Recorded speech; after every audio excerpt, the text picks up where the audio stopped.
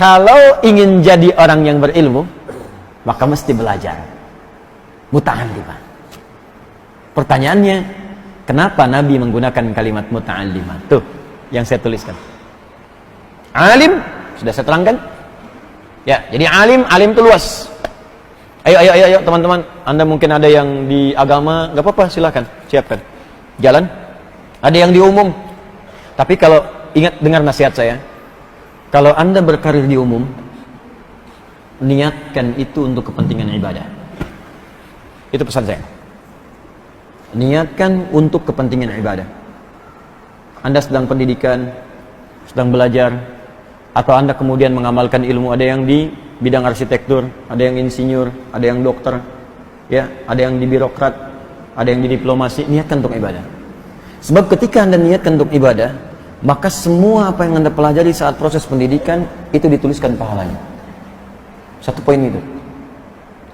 Yang kedua, jadi punya nilai akhirat.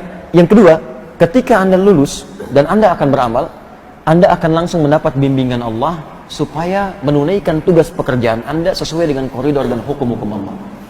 Anda akan dijaga dari perbuatan maksiat. Itu akan menjaga Anda. Jujur akan terus menjaga kita. Jadi maksiat itu dijaga, dijauhkan. Jadi pejabat, Anda diarahkan pada yang benar. Hal-hal yang buruk itu Allah singkirkan.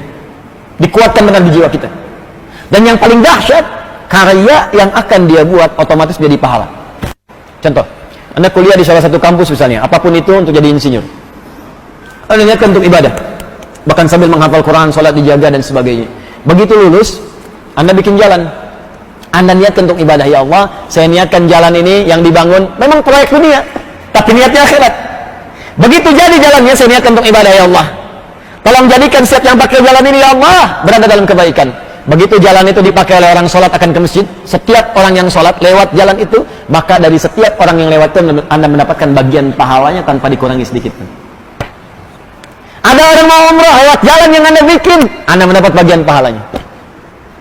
Anda yang bikin pesawatnya, Anda yang bikin pipa wudhu tuh, pipa keran tempat wudhu, Anda yang bikin, yang niatkan beribadah, dunianya dapat, bayaran dapat, gaji dapat, akhirat pahala dapat. Setiap orang wudhu Anda dapat pahalanya. Apa Anda tidak baca di hadis Muslim? Man dalla ala khair falahu ajruhu mithla ajri fa'ilihi min ghairi an yanqusa min ajri syai'.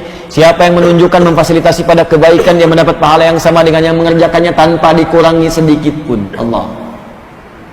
Allahu Akbar. Siapa yang bikin karpet ini? Kalau cuma diniatkan untuk dunia, cuma dapat dunianya. Tapi berapa banyak orang sujud di sini?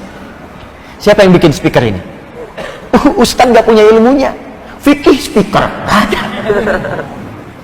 Fikih itu penggunaan hukumnya. Yang bikin speakernya nggak bisa. Kalau nggak bisa bikin, mana Ustaz teriak-teriak sampai belakang.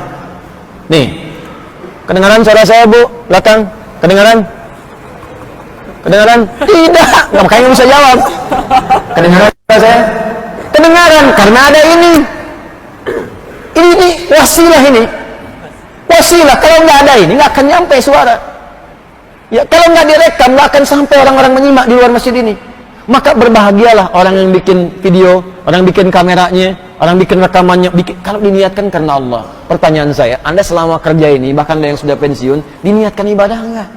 Berapa pahala Anda hilang sama bertahun-tahun? Ini mumpung yang masih belajar-belajar. Saya ada yang masih pakai seragam, teman-teman datang belajar, Masya Allah, berbahagialah Anda. Berbahagialah. Nah, kalau Anda sedang pendidikan seperti ini, sedang belajar, atau Anda yang kalaupun sudah tidak berkarir lagi, datang ke masjid, belajar fikih, belajar hadis, belajar tafsir, maka kata Nabi kalimat yang menggunakan ughdu aliman, au kun aliman, au muta'alliman. Kalau belum sampai pada derajat yang pertama alim, maka yang kedua naiki tangganya. Ini akan punya nilai yang sama dengan yang pertama kalau serius. Muta'allim. Jadilah muta'allim. Jadilah pembelajar. Teman-teman, pembelajar punya dua kata dalam bahasa Arab. Satu, darisun, dari kata darasa yadrusu, darsan wa dirasatan fahuwa darisun. Ya, orang Sunda biasa mengamalkan kalimat ini. Ayo ngadaras. Ngadaras itu dari bahasa Arab, dari kata darasa. Oh, berarti hujan deras bahasa Arab? Bukan, itu beda. Ya, itu beda. Banyak kosakata bahasa Arab di bahasa Indonesia, termasuk bahasa-bahasa daerah.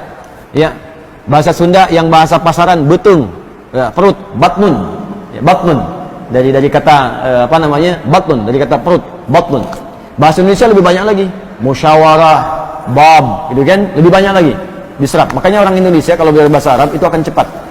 Karena hampir 60% kosakatanya, ya saya spesialisasi saya di bahasa. Ya, bahasa Arab untuk mendalami Al-Qur'an. Jadi saya juga mengkaji untuk tafsirnya, ya, fikihnya, hukumnya, tapi dasarnya tetap di ilmu bahasanya karena ini yang paling penting. Nah, teman-teman, ternyata 60% di bahasa kita itu rata-rata terambil dari bahasa Arab. Makanya akan cepat. Insya Allah akan cepat. Ya, dan itu ternyata bahasa Arab itu termasuk bahasa yang paling gampang untuk dipelajari. Makanya anak-anak kecil di Arab segini tuh cepat tuh, ya.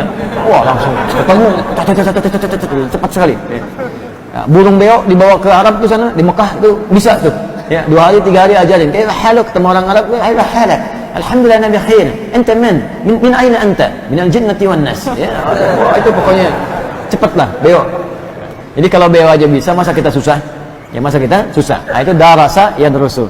Ada yang kedua, ta'allama yata'allamu, ta'alluman fa huwa muta'allim. Ta'allama. Jadi ada darasa. Darasa tempatnya disebut madrasah. Ya, darasa tempatnya disebut madrasah. Ada ta'allama.